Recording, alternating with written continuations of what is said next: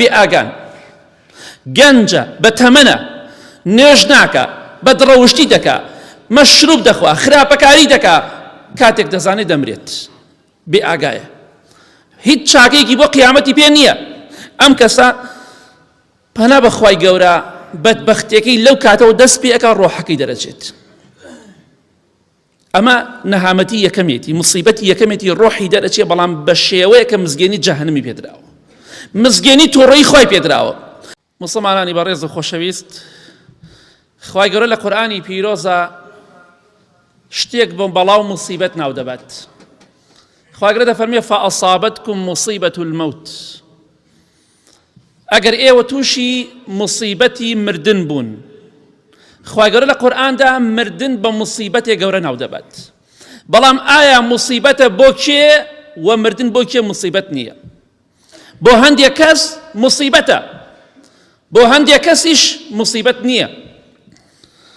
بێگومان مصیبەتە بۆ کێ مردن؟ بۆ ئەو کەسەی بێباوەڕ بێت، بۆ ئەو کەسەی خوانەناس بێ، بۆ ئەو کەسەی بەبێ عیبادەت و خواپەرستی بگەڕێتەوە بۆ خزمەتی خوای پەروەردگار.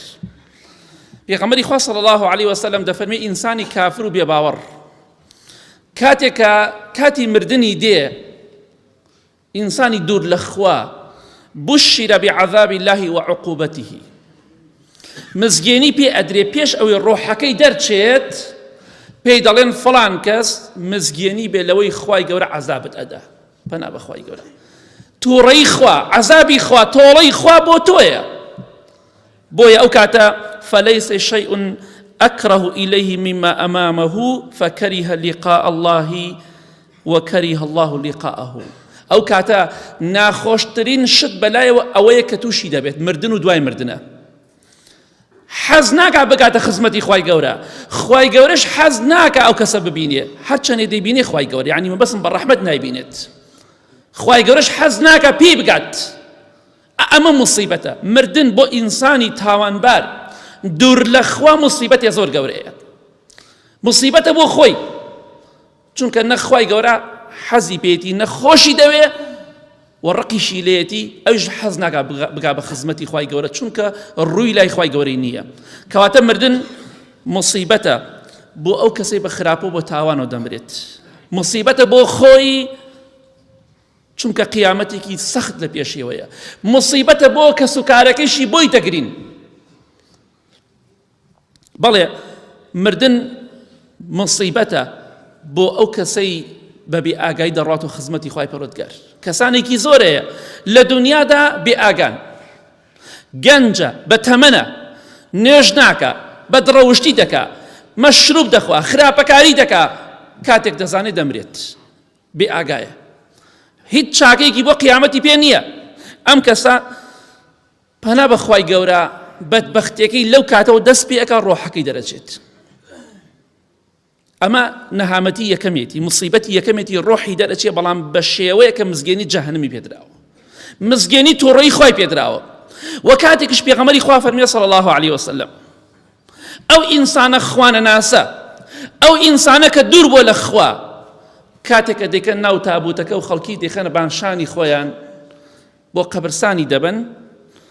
پێغەمبەری خوا دەفەرمێ صلی الله علیه وسلم لە حەدیث صحیح بوخاریدا دەفەرمێ إذا وضعت الجنازة فاحتملها الرجال على أعناقهم فإن كانت غير صالحة قالت يا ويلها أين تذهبون بها يسمع صوتها كل شيء إلا الإنسان ولو سمعه لصعق. خواب ما باريسي يا كم شتي مزجيني جهنمي بيدراو أما مصيبتك دوم كاتك هالي دقرن لسر شانيان همو ما هالي دقرن لسر شان من هەمومان لەسەر شان هەڵدەگیرێن بەخوا ڕۆژێک دەبێ لەناو تابوتا داماندەنێن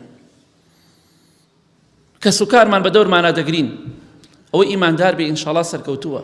بەڵام ئەوەی دوور لە خوا بێ مصیبەتەکەی دووقاتە کاتێککە هەڵیگرن لە بانشانیان و دەیبەن بۆ قەبرستان و دەیانەوێ هەڵیگرن ئەو ئینسانە پێغەمبەری خوا دەفەرمێ صلی الله علیه وسلم ئەگەر غەیرە صالح بێ شەرت نییە هەر کافر بۆ کافر نییە بەتەنیا ئەوەی کە صالح نییە و تاڵەحە ئەوەی چاک نییە و خراپە ئەو کاتێککە هەڵیەگرن هاوارێک دەکات پێغەمبەری خوا دەفەرمێ صلی الله علیه وسلم ئەو جەنازەیە هاوارێک دەکات غەیری جنۆکە و ئینسان هەموو گیانلەبەری گوێی لە هاواری و قیژە و شیوەنی ئەو مردووەیە. پەنا بەخوای گەورە دەڵێ ئەی هاوار بۆ کوێم دەبن؟ ئەگەر مرۆڤ سوێن بەخوا گوێی لە هاوار و شیوەن و گریانی ئەو مردۆ بێ کە لەبان شانی خەڵکە، هەر ئینسانی گوێی لە هاوارەکەی ئەو بێ یەکسەر دەبورێتەوە. پەنا بەخوای گەورە ئەمە بۆ کێیە؟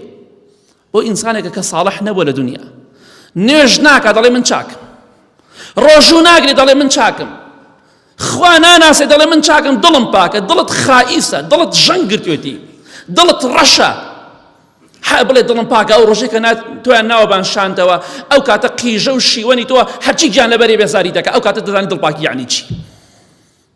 بۆی ئەگەمە لە خۆمان بێ ئەمە موسیبەتە